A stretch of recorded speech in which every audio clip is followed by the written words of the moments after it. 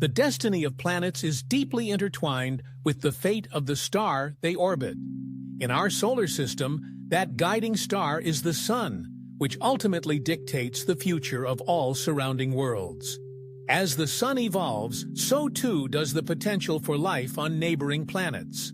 Their histories demonstrate that habitability is a delicate balance, one that is often temporary and easily disrupted.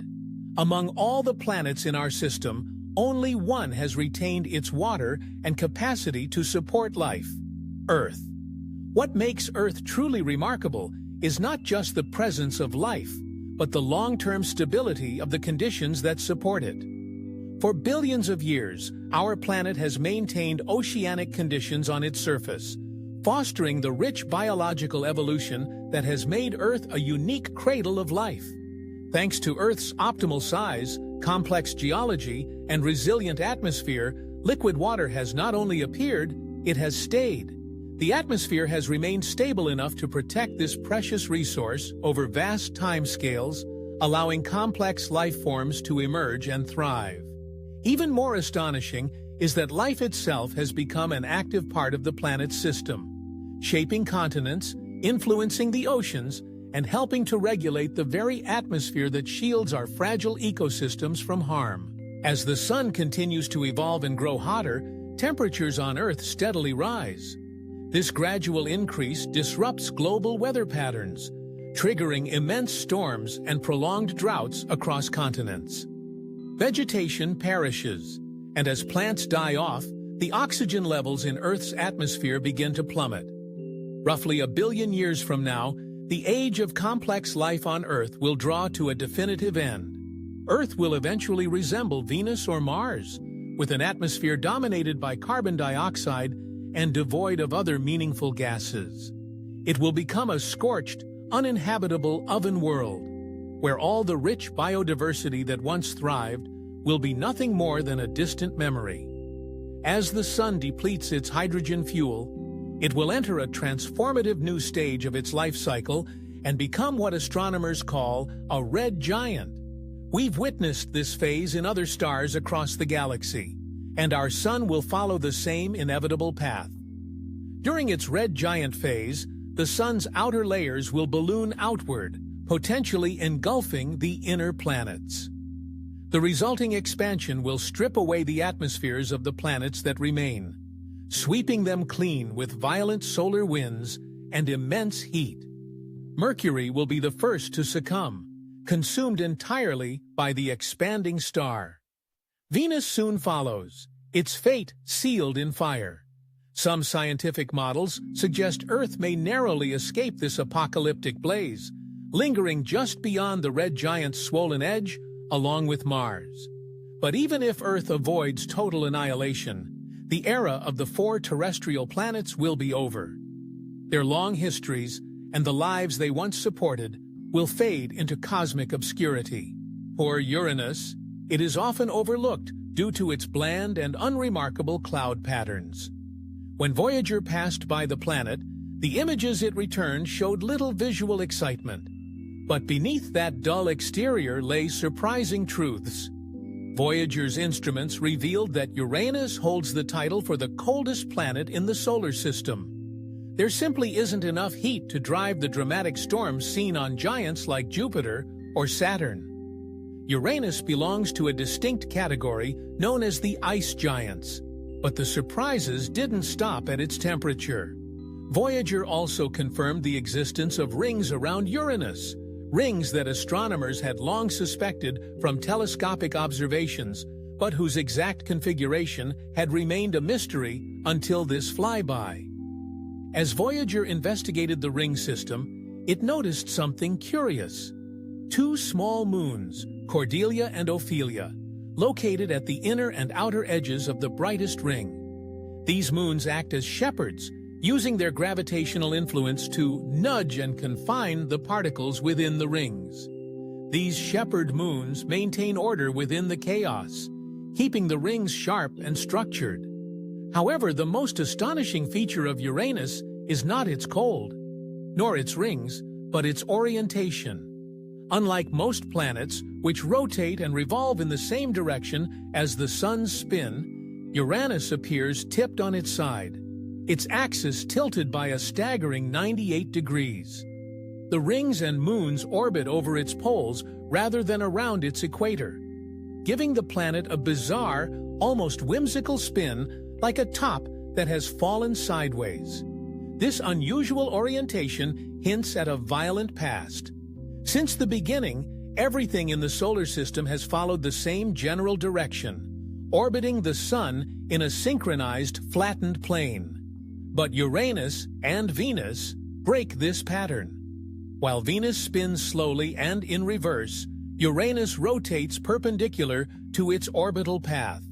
The leading theory suggests that Uranus may have experienced a massive collision with an Earth-sized body during its formation. Such a dramatic impact could have delivered the necessary momentum to knock the planet onto its side. That same event might also explain why Uranus is so cold, losing its primordial heat in the chaos and leaving behind a largely dormant and sluggish world. Though Voyager's brief encounter with Uranus yielded fascinating discoveries, the most extraordinary revelations awaited deeper in the solar system. As space probes continued their outward journey, they approached a planet that defies the usual rules of weather and energy: Saturn. On Earth, our weather systems are primarily powered by one thing: the Sun. Solar energy pours through the atmosphere and heats the planet's surface. This surface warmth drives convection, generating thermals that shape wind patterns, storms, and clouds. But Saturn, a gas giant with no solid surface, plays by a completely different set of rules. Saturn orbits at a staggering 1.4 billion kilometers from the Sun, where sunlight is 100 times weaker than on Earth. Such limited solar input raises an intriguing question. If the Sun isn't the source, what's powering Saturn's immense and dynamic weather? Enter Cassini, the spacecraft sent to explore Saturn in unprecedented detail. One of its key missions was to uncover the hidden forces behind Saturn's meteorology. What it found was revolutionary. Saturn's atmospheric systems are not solar-powered like Earth's. Instead, they're driven from below by intense internal heat. Cassini detected lightning bolts that were 10,000 times more powerful than any recorded on Earth. These massive discharges transformed methane gas into vast clouds, forming the building blocks of Saturn's swirling storms. Deeper still, at 8,000 kilometers beneath the clouds, pressure reaches levels 80 times greater than the deepest parts of Earth's oceans, enough to compress carbon into falling diamond rain. Yet even these diamonds don't last. As they plunge deeper into Saturn's abyss, they melt under the extreme heat and pressure, releasing vast amounts of energy. This process contributes to the planet's extraordinary internal furnace. At even greater depths, Saturn's atmosphere behaves like a metallic fluid, capable of conducting electricity. Here, helium rains down into the lower layers, merging with other materials and releasing kinetic energy as it falls. This constant transfer of energy sustains the fierce winds and persistent storms seen in Saturn's upper atmosphere. This internal heat source, created by falling helium, intense compression, and strange elemental transformations, powers one of the most violent and alien weather systems in the entire solar system. In the quest to discover signs of life beyond Earth, NASA deployed one of the most powerful tools ever sent to Mars, the Mars Reconnaissance Orbiter, or MRO. More than just a satellite, MRO functions as an ultra-sharp eye in the sky, revealing hidden clues about the red planet's mysterious past and its potential for hosting life. The orbiter carries 3 sophisticated cameras. The first is MARSI, the Mars Color Imager, which captures wide-angle shots from horizon to horizon during each orbit, generating a daily global weather map of the Martian atmosphere. The second is the context camera, offering high-resolution imagery that has now covered nearly 99% of the Martian surface. And finally, there's HiRISE, the high-resolution imaging science experiment, which is capable of photographing features as small as boulders. To date, MRO has completed more than 60,000 orbits around Mars. With each pass, it unveils new and fascinating features: polar avalanches, shifting dunes, and even seasonal streaks that might be flowing brines or melted water. Then in 2017, MRO turned its gaze to one of the oldest regions on Mars, the Idonia Basin. This massive depression is believed to have once held a vast sea over 3.8 billion years ago. The scale is staggering, holding more than 10 times the volume of North America's Great Lakes and triple the water of Earth's Caspian Sea. At the ancient seabed, MRO discovered something extraordinary: a 400-meter-thick deposit composed of minerals that form exclusively in deep-sea hydrothermal environments.